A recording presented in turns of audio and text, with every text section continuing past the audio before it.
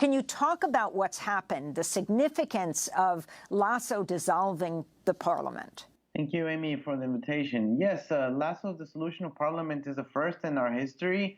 And unfortunately, it was a cowardly measure taken days before the impeachment process ended, and which would have resulted in his destitution, so him sacking of power. So it was a cowardly measure that, despite being that, now opens the opportunity for Ecuadorian citizens to go to the booths and to decide on the future democratically.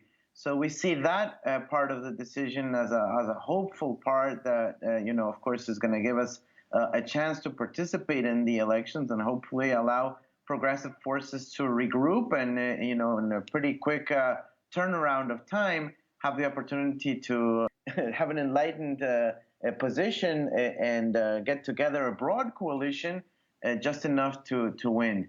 However, this dissolution of parliament also brings about risks because Lasso's measure allows him to rule by decree, to issue laws by decree with a filter from the Constitutional Court. Lasso has already mentioned that he plans to use this power to roll back labor laws, to privatize the key state-owned assets like oil industry, electricity, utility systems, telecommunications, strategic sectors such as. It also has a promise to issue a decree which creates or converts Ecuador into what's called a tax haven, right? A financial sector free zone is what he has called it.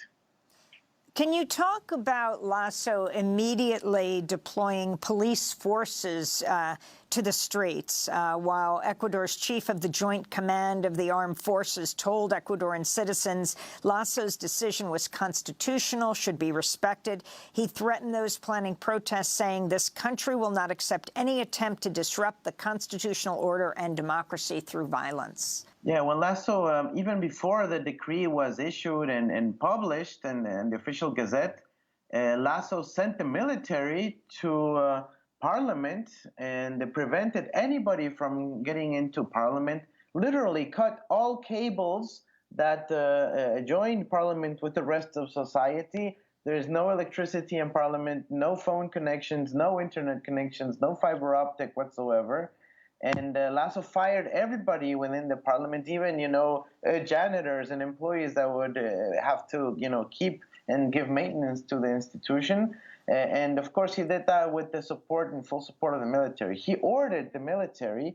I'm not talking about the Minister of Defense. I'm talking about the actual military commanders to issue a statement together saying that the decree was constitutional even before the Constitutional Court had the chance to say that that was so. So, of course, it's called a fait accompli, right? Once he uses the military, you could expect very little difference from the actual courts.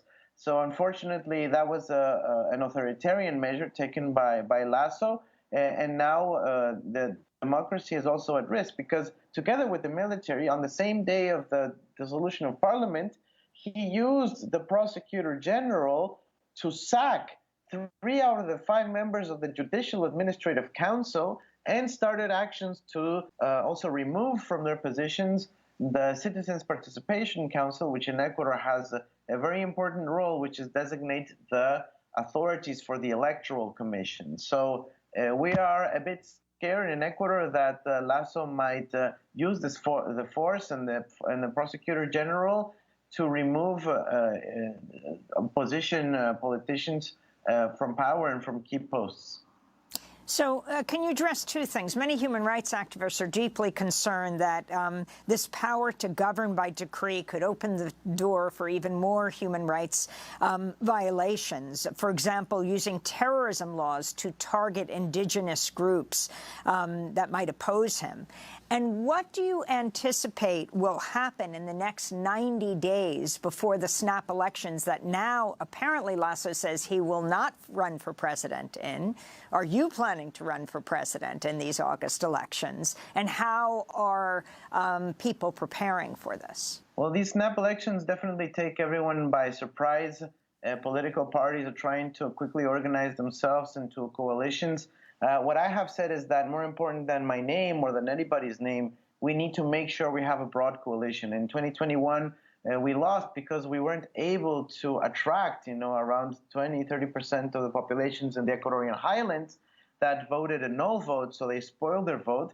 We need that to actually become a proactive vote in favor of democracy, in favor of opportunities, in favor of progressive agenda, and that's what I'm focusing my energies on. Now, obviously, derived from that process, there's political leadership that's being built, and we'll see whether that coalition decides on my name as a possibility. However, I'm willing to support anyone that comes out of that historic process.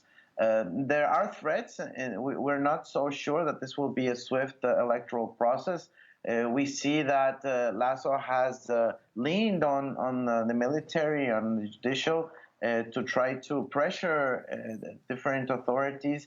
And we see a lot of negative signs with respect to the possibility of perhaps putting a lot of, Lasso dragging his feet with regards to the budget for the electoral process, for example, and stuff like that may complicate the electoral process. Can you talk about what's happened, the significance of Lasso dissolving the parliament?